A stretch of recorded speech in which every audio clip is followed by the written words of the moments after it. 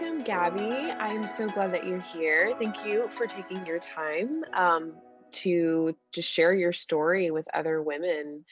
It has been so cool to hear other people's stories and inspiring for me. So I know it's going to be encouraging to other women. So let's just get into it. What I like to ask first is, how did this process start for you? When did it start for you? When did you know that you needed help? And then, yeah, we'll just go from there. Okay. Well, first of all, thank you so much for the opportunity to share my story. When I first started following your journey, it was very inspiring for me. Mm. I was always super shy about it, and I didn't share the struggle with anyone because I didn't want people to feel sorry for me or, just question other stuff. So I'd rather just go through this by myself with my husband. But seeing your first YouTube video really inspired me. And so here I am. So bear with me as I share. This is probably Of the course. first time I've ever shared with anyone other than my husband. So we got married in 2017, and we knew right off the bat that we wanted to have kids.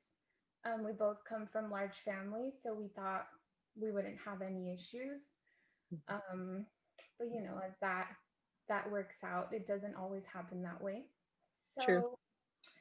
So 10 months into our journey, I just had this like gut feeling that something was wrong with him more so than with me, which again is kind of ignorant because you think, well, I go to my doctor every year, I get checked out and everything is normal on my end. So let's make sure that you're good.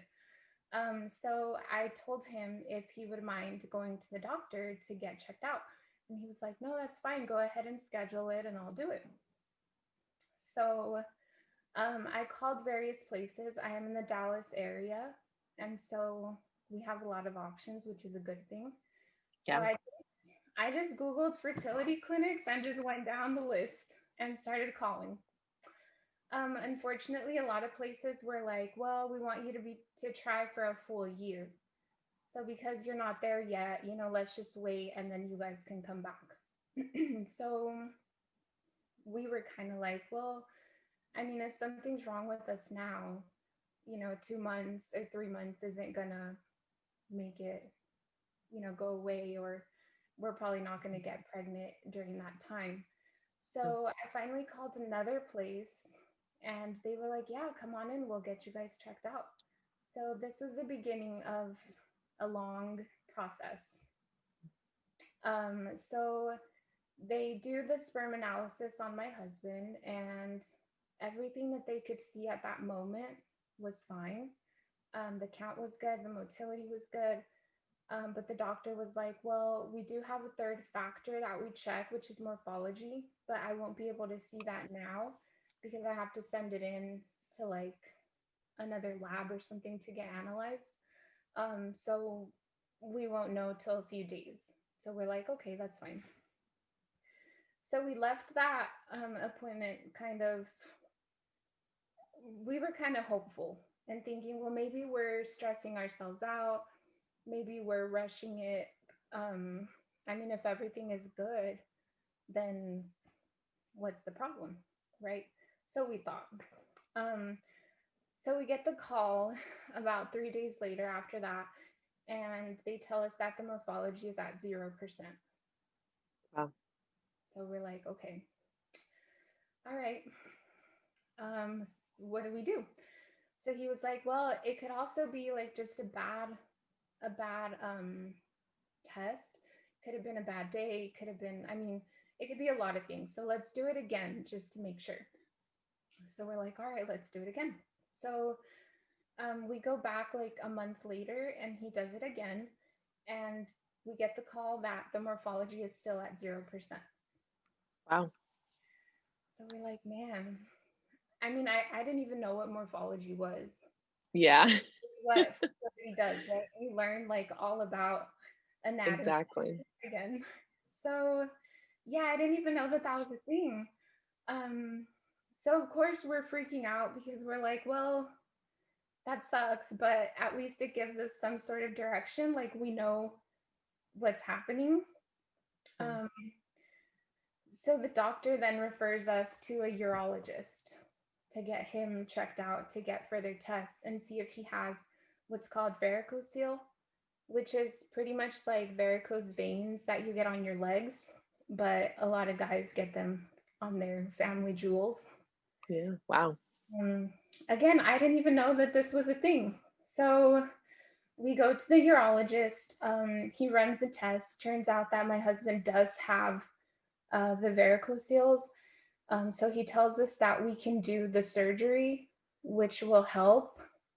So there's just too much blood flow. And so that's causing the sperm to be abnormal. So Okay. the shape to not be the right way. So he's like, we can do the surgery, but it's 50-50. So it's up to you guys. It's not a guarantee, but it's up to you guys. So at this point, were all the tests done for you as well, like thyroid and all that stuff? No? No, Okay. they had told me that they wanted to do tests for me, but again, you're just so ignorant, right? And I was like, well, if we already know that he has issues, that's probably what it is, and I'm good. Gotcha. So I don't Okay. do all that. Let's just focus on him. And Okay. yeah, so they suggested all the stuff for me, but I was kind of being rebellious at the time. Okay. I don't know if it was fear of maybe finding something out, but Yeah. I was like, well, if he has the issue, let's get him checked out first, and then we can move on from there. Yeah. So yeah, we were focusing more on the whole morphology situation. Okay. So my husband decides to do the surgery because again, I was like, well, that's your body. That's you decide if you want that, and if you don't, that's fine. We can see what other options are out there. But he opted for wanting the surgery. So you're just so hopeful, right? You're like, this is Mhm. it. This is what is wrong with us. So cool, Yeah. get surgery. It's going to fix our problems. We're going to be good. Everything's going to be fine. So he gets the surgery, and 3 months later, they want us to do a post op sperm analysis. And his morphology went up to 4%. Okay. So we're like, okay, we're in the normal range. That's good. That's what we wanted. So we continue trying, thinking that this is it. This is going to solve all our problems. But nothing's happening. Okay. So So you're trying, you had the surgery done, he had the surgery done, and you're not getting assistance from your office anymore. You're just kind of at home, just trying. yeah. Okay. So for the next few months that we're trying, I start to think, okay, well, he got the surgery, his morphology is going up. Maybe there is something wrong with me. So maybe I should finally go and do all these tests that they wanted me to do. So I do all the blood work, the thyroid check, the HSG, everything came back normal.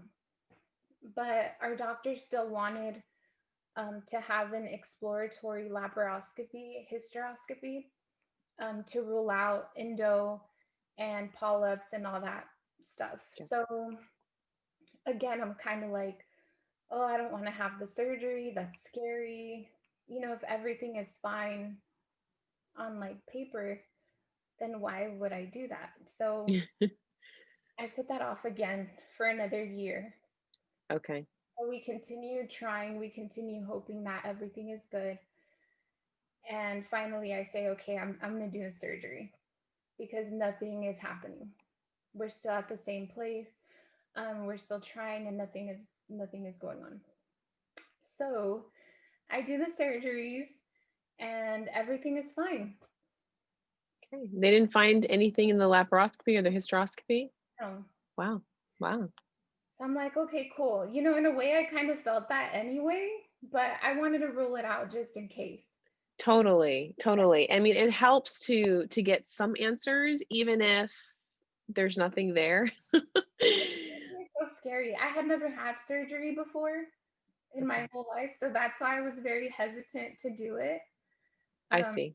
but yeah, I didn't want to be the reason why we couldn't conceive, and I just didn't want to do it because I was scared. Yeah. And at that point, IVF absolutely terrified me. Like, I don't know what it was.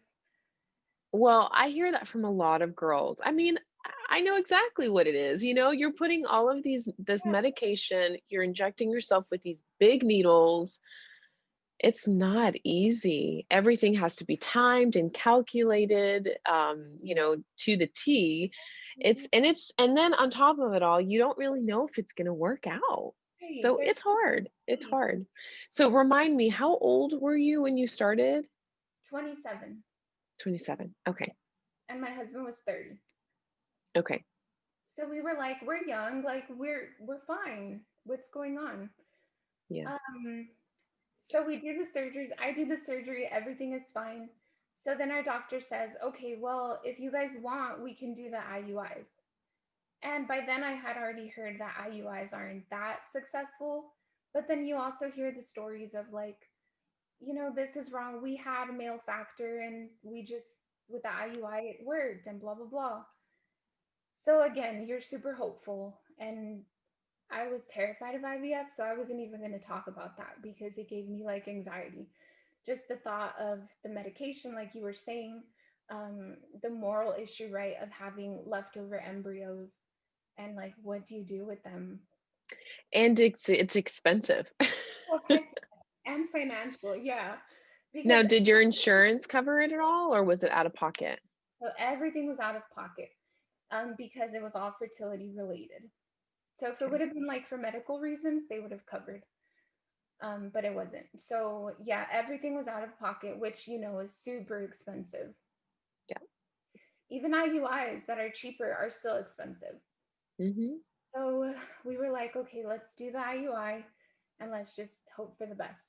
Um, so we were going to do the IUI, but then our doctor said, well, let's just do a medicated cycle first.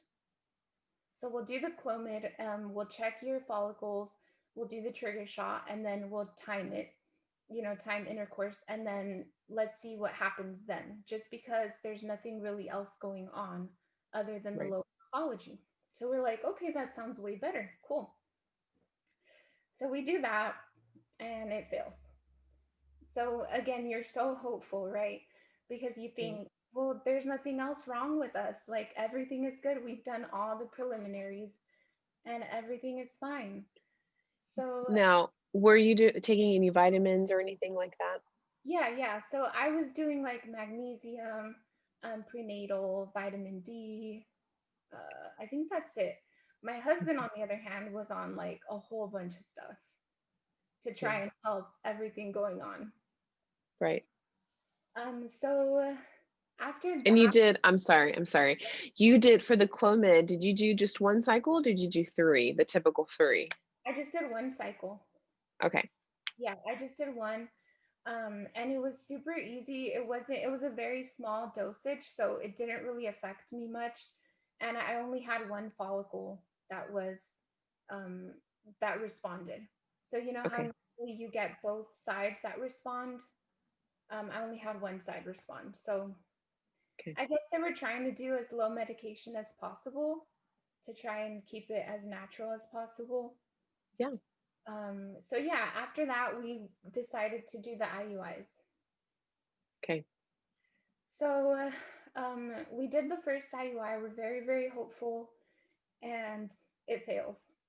And Mm. all the numbers were so good. That's the thing. Like on paper, everything just looked so good, but it just Yeah. wasn't working.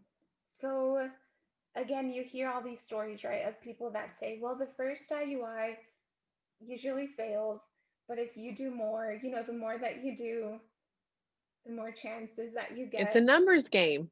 is. So you feel like, okay, well, this feels a little more natural than doing IVF, and I'm a little more comfortable, um, you know, doing that and putting the cash towards that than doing the thousands and thousands for IVF. Right. So, unfortunately, you have to kind of think about it that way financially, because it's a lot. It is. So, we did two more IUIs and they both failed. So, altogether, we did three, and all three Okay. fail. They don't know why. they're kind of like, well, all the numbers were good, but maybe it is time that we talk about my dreaded IVF. Now, at this point, you and your husband, I mean, what kind of conversations are you having? How are you feeling? So we're super disappointed. I mean, with every procedure, we let ourselves get our hopes up, and with every surgery and with every doctor's visit, we kind of allow ourselves to feel like this is it. That is the answer that we needed. This is what we were waiting for. And then every time it fails, it's just kind of like a punch, to the gut of like, nope, this is not what it is. And all the while, I'm also a believer, my husband and I as well. So, I mean, if we didn't have God throughout this process, I don't even know where we would be, to be honest. I can totally agree with you on that. Yes, like He is the only one that gives us that peace that Yeah, truly surpasses all understanding. And even that's though right. we're here saying, like, why us though, God? Like, what is going on? We want this so badly. We're good people. You do all that whole conversation. Right. And God still says, just not now. Just trust my timing, not now. That's So right. we have no choice, right? But to submit to His will because that's what we believe. And so that's a That's right. piece. So even though you're trampled and you feel disappointed and you're sad and you allow yourself to feel that, here comes God to say, but it's okay. Just keep doing it. Keep trucking along. And I'm right here with you throughout the entire way. That's right. That's right. But it's so hard because both of us at that time, our families were reproducing like nobody's business. Like my sister and her husband made eye contact and they were pregnant. My brother and his wife held hands and they were pregnant. So it's so hard for us because we're like, why? Oh, and I don't know about you, but like all my friends, they were pretty much done having kids by the time I started. But all my friends, I was like their godmother to their kids, and I'm like, can I just drink the same water? Can I just rub on you because I need some of what you have? Exactly. That's the same for me. All my friends had kids. Everyone in our circle had kids. As you get older, people are like, hey, so hint, hint, are you guys thinking about it? And we're kind of like, yeah, we are. Just thanks, moving on. Because we weren't Right. sharing anything at that time with anyone. Which makes it really hard It because does. those questions just hit you in the gut even more. Yeah. And I don't know about for you, but for years, I just kind of brushed it off and like, oh, yeah, okay. And then towards the end, I just kind of got to the point where I was like, I am trying and I have no control over it. No, I hadn't gotten to that point yet. But I mean, I think I was about to be Yeah. honest. If I Yeah. tried, After a while, you just get tired of it. yes. It's one of those things like don't ask people that. Just Yes, you don't know what they're going through. Just don't. It's not that's that, right. yeah. So it's really hard. And seeing everyone around us build their families and us just kind of stuck here, like we just want this so badly and we can't have it, and yeah, I love my nieces because I only have nieces, but I was tired of being like that aunt, like you're everybody's aunt, you're the favorite person, everyone wants to go with you, but all the while you're trying to build your own family and you can't have that. Yep. So it's like a constant reminder of what you want and you're trying so hard to get, but it's out of your control 100%. Totally. So that's like the hardest thing to just accept that it'll happen if it happens whenever God wants it to. Yeah, I agree. So while our IUIs were failing, I was doing some research on a new IVF thing called Invocell. I don't know if you've ever heard of it, which is Oh, like yes, I have. IVF. And Hmm. it's less invasive and less medication, and it's a lot cheaper. So I found a clinic here in Dallas called IVF MD, and they were charging about 5,500 for just the procedure, not including medications or anything. So either way, I was like, that's awesome, but still Yeah. scary because progesterone is still involved. All the shots are still involved. The egg retrieval, it's still the same kind of process, but instead you're housing your embryos inside of you instead of using the lab. Yeah. So So nothing. you had to, you went ahead and just decided to switch to that office. Yes, because Mhm. our original fertility clinic, they didn't do the Invocell, and they were just super, super expensive. I mean, they're brilliant doctors. I love them, but we could not afford to move forward with them with IVF because they were on the higher end of the spectrum. So you know how some clinics can be more in the middle or more expensive? They were on the Oh, expensive end. So we're like, yeah, we can't. okay. That's just out of our control. Yeah. Um, so I did more research on the Invocell. We had our consultation, and the doctor was like, well, if the morphology is at 4%, then maybe you guys are at a point where this is unexplained now, Okay. which I think sucks a little bit more than having a diagnosis, because no one can tell you what's wrong. Right. And I think that's the worst thing ever. And I know you get that because that's part of your journey. And It it's totally is. like, I just want to know what's wrong with us, and no one can put Right. their finger on it. Yeah, and I mean, I'm sure you've heard this too, but the unexplained infertility is just really, just a title that they put on, you for your diagnosis. But it just really just means that there just isn't a test out there to really reveal what the issue is. Right. So Yeah. it's scary. But we decided, we were praying about it throughout this entire time. My husband and I were praying and asking God to show us what his will was for our lives. If he wanted us to stop pursuing treatment, we would. But we were just asking for him to either open doors or close doors. And we would be okay with that. Whatever he decided, we would submit to that. Um, so we talk about the Invocell, and we're both like, oh, I don't know. That's still really scary. Our biggest thing was having so many embryos left over.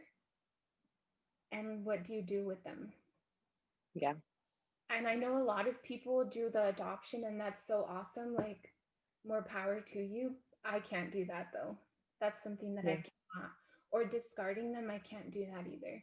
We're Mhm. super pro choice. So the fact of throwing away a child that you worked so hard for, I just can't. I couldn't. Like, that's where Yeah. I got like anxiety. I shut down. I can't do it. So we continued praying and asking God to help us.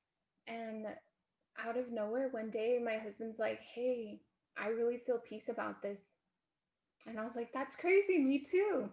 Like, I Mhm. really do. I'm ready. Let's just do it. The more that time is going by, we continue to want this so badly. We believe that God places desires in our hearts and not to Mhm. taunt us, right? He doesn't put it there to make fun of us because we can't get it. So we're like, the desire is still there, it's still strong. So let's just do it. Let's see what happens. So I do the baseline and everything in August, and by September, I'm already doing the egg retrieval. That's Okay. how fast it was. So Okay. they do. Now, Mhm. sorry, question. When you finished the IUI, your last cycle of your IUI that was unsuccessful, how much time had gone by at the end of that IUI into going into the Invocell? 3 months. Okay. Yeah. Okay. So our last IUI was in May, and we started the baseline in August 21st. So about Okay. 3 months. Yeah. Which feels longer, right? When you're constantly waiting for something and trying for Oh, something. yes. But Oh, yes. So for those who don't know or aren't familiar with Invocell and that system, is it the same as a standard egg retrieval? Like, are you on birth control, the month beforehand? yes, so I wasn't on birth control the month beforehand because it's a lot faster with Invocell. So I was only on birth control for a week. So Oh, okay. yeah. So you go in for your baseline and then they start you on birth control for 7 days. And then from there you start all the menopause, the FSH, all those other shots to get your follicles going. And then you do your egg retrieval, standard egg retrieval. The only difference is that they put the embryos in a little capsule rather than keeping them in a lab. Right. So they put it in a capsule inside of you. Yes. Okay. And okay, so you'll go through all of it. It's very fascinating, actually. I mean, science is so advanced and it's pretty awesome. I'm very grateful for it. Me too. So they do the egg retrieval and they're able to get 12 eggs. Out of those 12, only 9 are mature. And again, because we kind of had the morphology issue, we chose to ICSI all 9 of them. So they ICSI the 9 eggs. It all looks amazing. Again, right on paper, everything looks beautiful. And I Yes. actually have the little capsule that I wanted to show you. I don't know if you could see. Oh, yeah. And this is where they put the 9 embryos or Oh, eggs. wow. Okay. Okay. This, So they pull them out, and then at what point do they put it back in? that same day. Okay. So I did the egg retrieval. You wake up, you're kind of groggy and in pain. And then an hour or two later, they like put this in you. And it's Wow. like, oh, I'm still trying to recover from everything. And then Yeah. they like, stick this in. And Incredible. in for 5 days. Okay. And we wanted to do a fresh transfer. Again, we wanted to do as natural as we could. And so we wanted a fresh transfer. So after the 5 days, you go in and they remove this little device and then they take the embryos, the embryologist analyzes them, and then they come back and let you, give you a report, and then they do the transfer.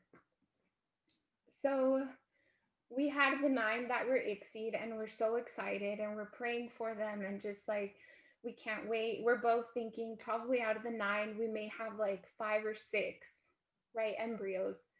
And that's perfect. We can do that.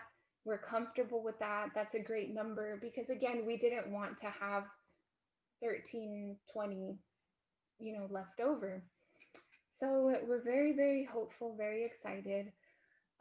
5 days later, I go in for the transfer. They take out the device and the doctor leaves. And then he comes back and he kind of puts his arm on my shoulder. And so I'm like, oh no. Yeah. And my husband can't be there again because of COVID. So you're doing all of this by yourself in the clinic. Of course, he was supportive and everything outside, but he couldn't come to the actual clinic with me. So the doctor comes back and he's like, I'm so sorry. And so I'm just like, okay, I'm bracing myself for bad news. And he's like, out of the 9 that were ICSI'd, only 1 made it. Wow. And I was like, wow, Mm. really? But they were ICSI'd. You think like that's a guarantee. Everything's going to Yeah. be fine. And he was like, again, because we didn't analyze them in the lab, I don't know what happened, which is a Okay. risk. It's a risk for Invocell. And we knew that. So he was like, you only have 1. It's a grade 4 CB. I'm like, oh, that sounds horrible. That's not a good grade. But he says, I still want to go through with the transfer. I still feel confident that this will be fine and that this will work if that's what you want today. So I was like, well, yeah, let's do it. I mean, we're here. What else? Might as well. Yeah, this is what we have. Let's do it. So we do the transfer with this 1 embryo that we got. And we leave the clinic super happy for the 1, but super bummed out because he doesn't know what happened. Yeah. So 8 of them just stopped growing. Okay. Didn't even ICSI properly. They just. So at this point, you're going home, you have this little embryo inside of you. Are you thinking, okay, well, now I understand why I haven't gotten pregnant? Yeah, Yeah. yeah. And I'm thinking like there's something else going on. This isn't normal. It's not normal for us, our numbers to be so good and to only have one out of nine that were ICSI'd. So Mm, you're very bummed. And then the grade is so low, right? That you're kind of like, dang, you don't want to feel so bad to affect, the embryo inside of you, right. but you're feeling so bummed and sad because it wasn't at all what you expected. Yeah. So we're both very disappointed, but again, we're grateful for the one. And we're just constantly trying to stay calm and, do like a nice little environment to where this one can thrive and grow and be the baby that we've prayed for, right? So Yeah. we're asking God to just help us and be with us. And the day before my beta, my mom is diagnosed with pancreatic cancer. Oh, my goodness. I'm so sorry. Thank you. And my mom is my absolute like best friend. She is my rock. She is absolutely everything. So of course I'm thinking worst case scenario, like this is it. It's pancreatic cancer. Like it's not something that's easily operated on or anything like that. So I just thought, oh, this is the end of everything. And then Mm. the news of our little embryo that, is a low grade. And so it was just a lot going on. But again, we were trying to stay hopeful and just praying and asking God to protect our baby and let them stick. Now, I have a question. Did your family know that you went through this? Yes. So at this point, the Okay. Invocell, I did share with my parents, only my parents. So they were the only two that knew because at this time I Okay. wanted them to help us like pray. My dad's a pastor, so Okay. I did want my dad to help us pray and to be more involved. And they were so, so sweet about it. It kind of made me feel bad that I didn't let them in, so many Mm, years prior, because right. that support was absolutely amazing. And I think that's what you realize once you finally open up is that people are willing to be supportive. You just have this idea in your head that they're going to judge you or feel sorry for you or make you feel bad, but that's not even real. I think it's so important that you say that because there are a lot of women. I think it's easier to fall towards that side of just saying, I'm not going to tell anyone. Because I mean, just like you said, I felt the same way. I didn't want anyone to feel bad for me. And when I look back on that, I'm like, why do we do this to ourselves? We're only hurting ourselves. We are, and it's out of our control. We Yeah, didn't choose to do this. We didn't choose to go down this path. This isn't our choice. So it's just sharing a struggle and a journey that you didn't choose, but here you are, fighting for it. right. So so we go for the beta, and my first beta was 132. Whoa. Like, yay, oh my gosh, I can't believe this. So of Did course you have any symptoms? I didn't. Zero Okay. symptoms. Like, No and cramps. I was looking like a hawk. No cramps, no Oh, implantation bleeding, nothing. So that's why I wow. thought this didn't work. Like this did, Yeah, and I already know it. And so I try to like prep myself before I break the news. I don't know if a lot of other women do that, but I try to kind of deal with the bad news myself before I tell my husband because I don't want him to worry about me.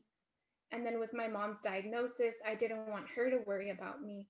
So I was already like, this didn't work and it's okay. Like, I'm okay. I'm good. Don't worry about me. It didn't work though. right. So that was the attitude that I already had. Like, it didn't work, but I'm fine. I'm fine. Don't talk Yeah. to me. Don't. I'm okay. Hmm. So you're kind of already putting your wall up, right? Like, Right. I'm fine, but it didn't work.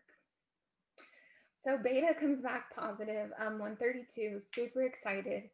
I tell my mom right away. I tell my husband. And I just feel like my mom got so excited and like this was like a little boost that she needed during this process. So we go for the second beta and it's 5:45, I think. Wow. And they're only looking for it to double. Hmm. Wow. So everything went super amazing. Um, we got to hear the heartbeat, and my husband got to come with me.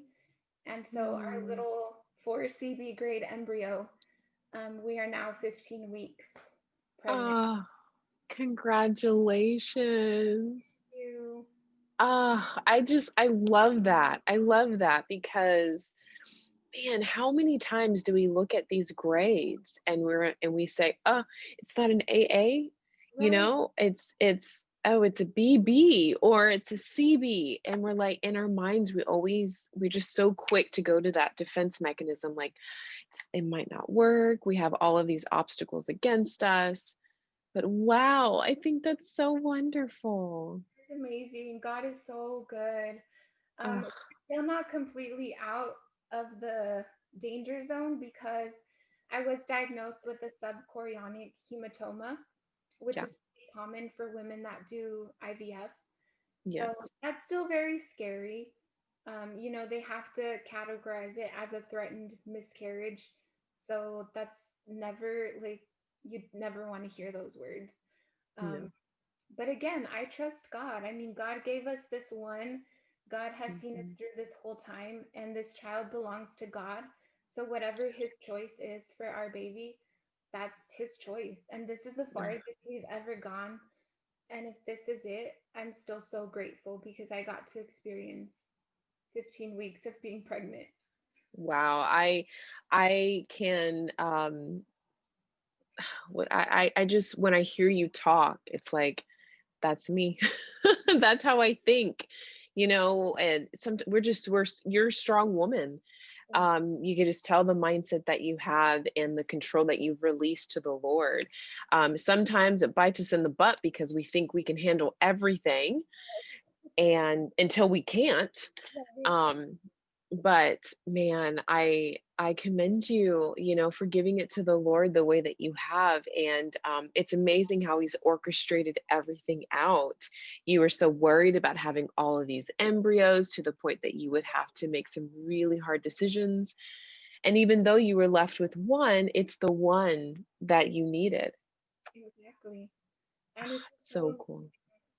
it really is. And when you give control to God, it's like unexplainable. It just takes the pressure off of yourself. And I know that not everyone experiences that, but it is my prayer that people do experience God because He's there. He's there for everybody. You just have to open up your heart to Him.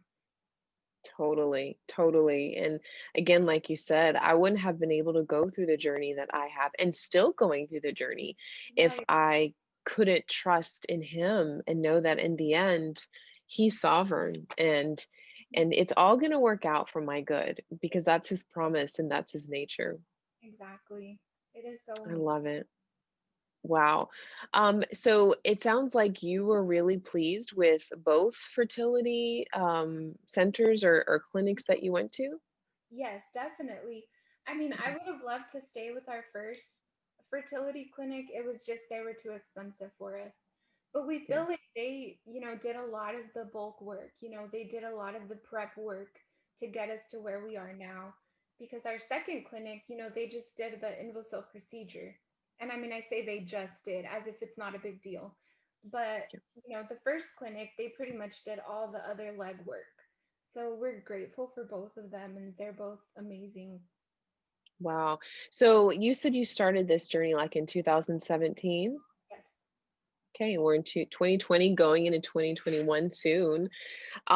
What is there anything that you would have told yourself, something that could have changed the way you did things? Was there anything that you would have reminded yourself or told yourself before your process started that could have made a difference? Well, for sure to let go of expectations. Don't have any because they do more harm than good. I feel like I'm a very kind of I need to prepare myself and kind of react on my own before I open up to everybody else. And so I was internalizing a lot of what was going on. And I had all these expectations and all these, um, yeah, just like I was guiding myself even off of my own family. Like, well, they're fertile, they're good. I should be fine. And you just you do more harm than good to yourself. So don't do that. Don't have expectations. Um, just go in with an open mind. I know that's so cliche, but it's true. You just have to. You just have to let go of whatever timeline you thought in your mind, oh, by 2019, we're going to have two kids. No, just let go of all of that. Yeah. And I would say it's a continual process, It you is. know? I mean, we have our little girl, our little miracle, and I'm saying, okay, what's next? You know? I Exactly. mean, you think about your age and you're still thinking about the timeline. And so that's a constant reminder, even though I know that is the truth. I have to remind myself of that because I think it's humanistic, like it's just a default of ours Mhm. to try to time everything. Yes, it's so hard. And like you said, we're still in the journey. We're still in the Yeah. fight. I'm very grateful for this baby. We obviously would love to have more, but we don't know what God has for us. I'm like you, hoping and praying that God will let us conceive naturally and we don't have to go through all of this anymore. Um, and that's our biggest prayer right now. First of all, that this baby, survives and grows and continues thriving, and that in the future we can conceive naturally. So, Yeah. Well, that's my prayer for you as well. thank you. Gosh, it's been so cool just to hear your journey. You had no reason to think that anything was wrong. Your husband gets tested and you find out the morphology is low, and that happened with us too. My husband has two daughters, so we thought, oh well. In my case, I thought it's only me. I know it's only me, and then we get all these tests done and we see that, oh wow, like it's just with age and over time, it went down. So we had to do ICSI as well, which I'm so thankful for science because that helped us tremendously. um, and so now, all you pretty much know is that you kind of fall into the unexplained infertility, which most of us do. But maybe it's an egg quality issue, maybe. I don't know. Could be. Yeah. I mean, it Yeah. is weird. If we do IVF again, we'll probably opt out for traditional just so that they can see whatever's happening as the embryos are growing. But even then, I'm speaking way in the future because yeah, that's not something that I plan on doing anytime soon. Right. Yeah, I mean, you certainly don't want to do that. Heck no, it's a lot. It really is a lot on your body, but It it's is. It's not that bad. It's not that bad. it's For someone that, might be considering. exactly. I mean, there's pros and cons to it, and at the end of the day, when you see your little one, it's like it's all forgotten, in the sense of it was all worth it. That's true. And you're Oh, absolutely beautiful. She is so cute. oh, thank you. She is a treasure. We are so thankful for her, that's for sure. She really is our miracle. Oh, Yeah. I love Thank you so much, Gabby, for being with me and for sharing with me and others your amazing story. I wish you all the very best. May the Lord just continue to bless you, and may you have months to come where your sweet baby is just growing healthfully. Thank you so much. And thank you for the opportunity. Yeah, you're very, very welcome.